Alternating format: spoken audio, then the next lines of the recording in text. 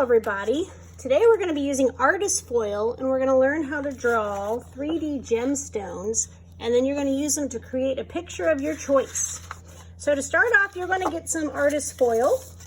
Those of you who have been here since the beginning of the year, we used this earlier in the year. And you're going to get some stencils for some different types of gemstones.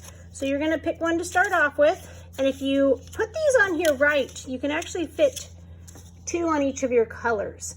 And it's not, you might not get these 3 colors. You will have 3 different colors, but it just depends on what your class gets.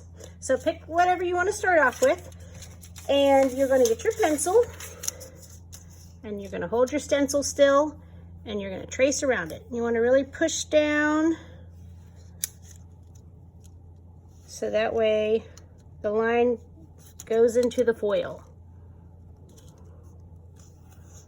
Now, after you have it traced, there is a packet that can help you draw the rest of the details. So the first step is tracing. For this one, the second step is I draw a straight line. If you do have a ruler or some sort of straight edge, that can help you. But if not, you can still draw them. Then I need to draw these zigzag lines. Now it looks like there's 1, 2, 3 triangles. If you do have more than 3, that's okay, but I just find that 3 works well for this particular drawing. So I'm drawing 3 triangles, and then the tips of these triangles go down to the bottom. You can kind of see that the sides go up to these tips, so you don't have to draw them there. You just need to draw one for the middle triangle. So from this tip down to the middle and this tip down to the middle, I'm going to draw lines. Now you can also see that that goes on the other side, so if you want to flip it over and have a silver one, you can use the silver side. If you want to make your lines thicker, just hold it up and draw in the crease, and that will pop it out on the other side more, and it will make it deeper on the front side. Just be careful though, because it's easy to bend it. Be very light. All right, and then I'm going to draw on the other side, this one here. Trace that.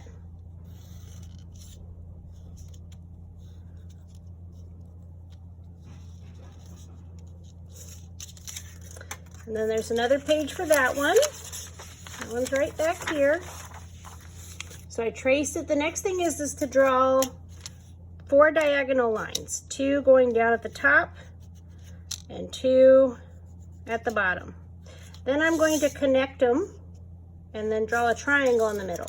So I will connect the lines, and then I will draw a triangle that points down at the top point in each section. From there, I'm going to draw 2 lines that connect those 2 triangles that I just drew. Okay, and then the last one I'm going to do is this one here, which again, you can trace the same one multiple times on different colors.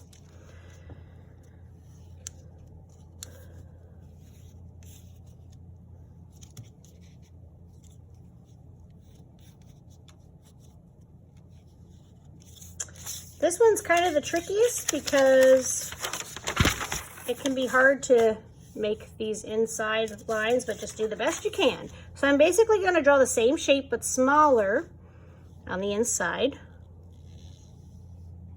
So just look at each line and try to mimic it, but closer into the middle. And then I'm going to do that one more time. Oh, I broke my pencil.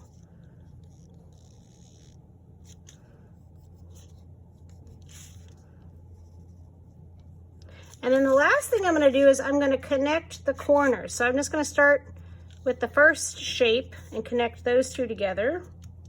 So I'm just going around and connecting.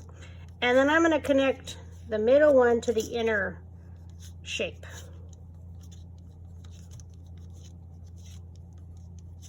Okay, so once you have all of your gemstones drawn, you will cut them out, and then you're going to glue them with your glue stick to either white paper or black paper. Now, you can make this a realistic picture.